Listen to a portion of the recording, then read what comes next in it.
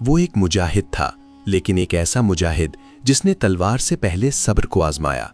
वो नबी करीम सल्लल्लाहु अलैहि वसल्लम का नवासा था, एक ऐसा नवासा जिसने अपने नाना की उम्मत के लिए अपना हक कुर्बान कर दिया। वो शेर खुदा हज़रत अली रदी अल्लाह ताला अन्हो का बेटा था, एक ऐसा बेटा जिसने बाप की बहादुरी के साथ माँ की हिकमत भी वरासत में पाई। वो सैयदा फातिमा रदी अल्लाह ताला का लाल था, पाकीज़गी, हया और कुर्बानी का पैकर। वो रसूल खुदा सल्लल्लाहु अलैहि वसल्लम की आंखों का ठंडक था, जिसे देखकर नबी सल्लल्लाहु अलैहि वसल्लम मुस्कुराते थे, जिसे कंधों पर बिठाकर फ़ख्र करते थे। और वही हस्ती थी जिसके बारे में नबी करीम सल्लल्लाहु अलैहि वसल्लम ने ऐलान फरमाया, हसन और हुसैन जन्नत के नौजवानों के सरदार हैं।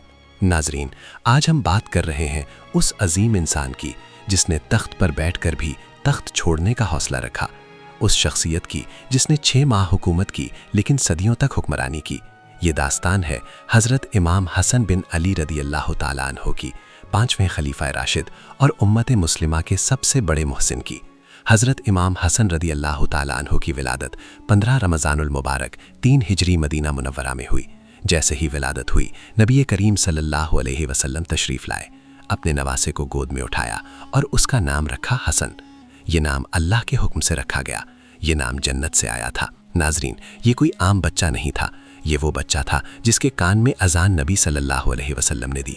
ये वो बच्चा था जिसके मुंह में खजूर नबी सल्लल्लाहु अलैहि वसल्लम ने चबाई।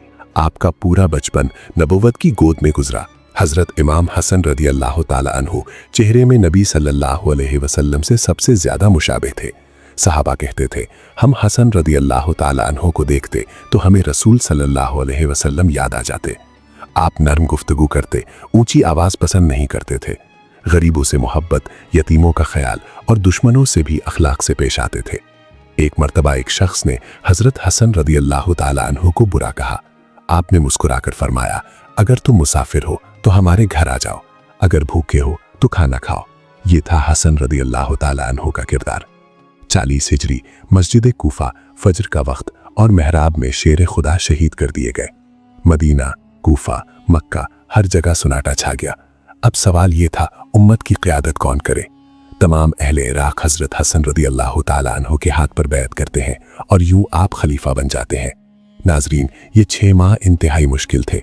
लश्कर में कुछ मुखलिस, कुछ कमज़ोर ईमान वाले, कुछ दुनियादार और कुछ गद्दार। हज़रत हसन रदी अल्लाह ताला अन्हु के खिलाफ खुद उनके लश्कर में साजिशें शुरू हो गईं।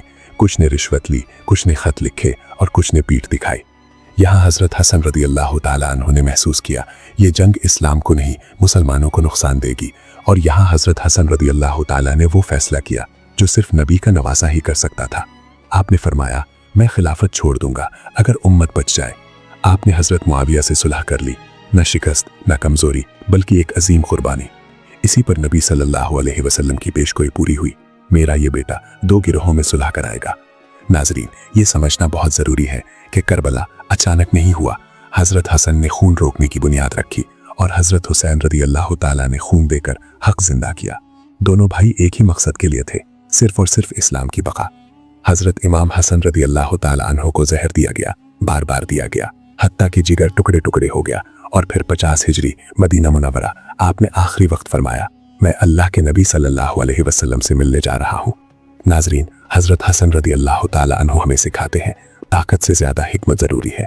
हर फतह तलवार से नहीं होती, उम्मत का खून सबसे कीमती होता है। यही हसन रदी अल्लाह ताला का पैगाम है और यही 5वें खलीफा राशिद का मकाम है।